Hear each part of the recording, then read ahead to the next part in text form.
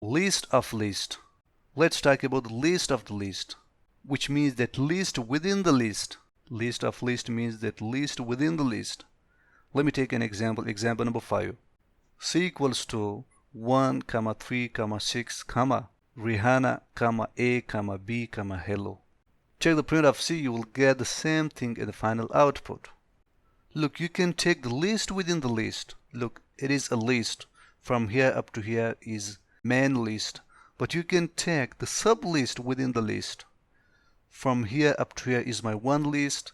From here up to here is my second list. So we have used two sublists, this one and this one, within the list. From here up to here is one element or one item, comma. From here up to here is my second element. For the outer list, I repeat it, for the outer list, from here up to here is one item or one element. From here up to here is my second item. This whole thing is my second item for the outer list. But when it comes to the within the list, these are the items, these three are the items, the collection of the numbers for this first list.